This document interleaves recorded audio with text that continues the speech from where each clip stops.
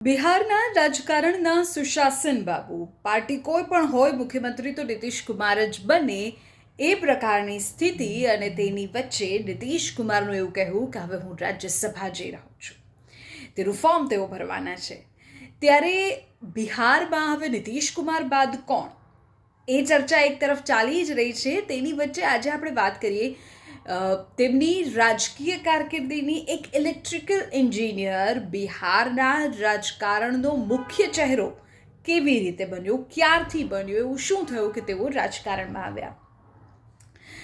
શિક્ષણની જો તેમની વાત કરીએ તો વ્યવસાય તેઓ ઇલેક્ટ્રિકલ એન્જિનિયર. નીતિશ કુમારે રાજકારણમાં પ્રવેશ માટે એન્જિનિયરિંગ છોડ્યું હતું. 1974માં જેપી આંદોલન થયું, જયપ્રકાશ નારાયણના આંદોલનથી તેઓ ઇન્સ્પાયર થયા, રાજકીય કારકિર્દીની શરૂઆત થઈ અને અહીં જ તેઓ લાલુ પ્રસાદ યાદવના પણ સંપર્કમાં આવ્યા. એ બાદ શરૂ થઈ કેન્દ્રીય રાજકારણમાં તેમની સફર.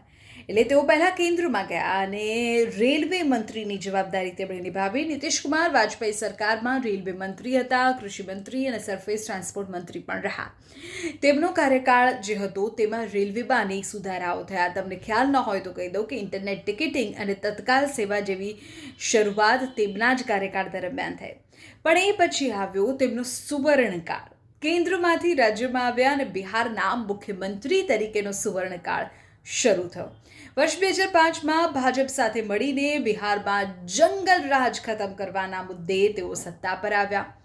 રસ્તાઓનું નિર્માણ થયું, વીજળી, ખાસ કરીને સાયકલ યોજના દ્વારા કન્યા શિક્ષણને પ્રોત્સાહન આપીને તેમણે ખૂબ લોકપ્રિયતા મેળવી. પણ એ પછી 2013થી 2024 સુધીનો એ સમયગાળો હતો કે જ્યારે એ સુશાસન બાબુની સાથે જોડાઈ ગયું પલટુ રામ નામનો શબ્દ અને ગઠબંધનનો દોર શરૂ થયો. પક્ષ પલટાનો સિઝન આવી ગઈ. નીતિશ કુમારની છબી છેલ્લા કેટલાક સમયથી, છેલ્લા એકાદ દાયકાથી વારંવાર ગઠબંધન બદલવાને કારણે વિવાદમાં રહી, તે નકારી ન શકાય. 2013માં નરેન્દ્ર મોદીને પીએમ પદના ઉમેદવાર બનાવવાના વિરોધમાં તેમણે એનડીએ છોડ્યું હતું. એ પછી 2015માં કટ્ટર હરીફ લાલુ યાદવ સાથે મહાગઠબંધન કરીને ચૂંટણી જીત્યા. 2017માં ફરી લાલુ સાથેનો સાથ પણ છોડી દીધું અને ભાજપ સાથે એનડીએ સાથે મળીને સરકાર બનાવી. વર્ષ આવ્યું 2022, ફરી ભાજપ છોડી દીધું અને આરજેડી સાથે ગયા. 2024 આવ્યું તો ફરી આરજેડીને ટાટા બાય બાય કહી દીધું, એનડીએમાં જોડાયા અને અંતે મુખ્યમંત્રી તરીકે તેઓ રહ્યા. પણ હવે રાજ્યસભા જવાના છે. રાજ્યસભા જવાનો અર્થ શું છે? એક તો એ કે આ સલામત વિદાય હોઈ શકે બિહાર સેન્ટ્રિક રાજકારણમાંથી, રાજ્યના રાજકારણમાંથી. 9 વખત મુખ્યમંત્રી પદના શપથ લેનારા નેતા હવે સક્રિય ચૂંટણી રાજકારણમાંથી મુક્તિ મેળવીને સન્માનજનક એક્ઝિટ લઈ રહ્યા છે તેવું રાજકીય નિષ્ણાતો માની રહ્યા છે. બીજી તરફ નીતિશ કુમારનો વહીવટી અનુભવ જોતા એવી શક્યતા પણ છે કે તેમને કેન્દ્ર સરકારમાં કોઈ મંત્રીપદ અથવા મહત્વની સમિતિના અધ્યક્ષ બનાવવામાં આવી શકે.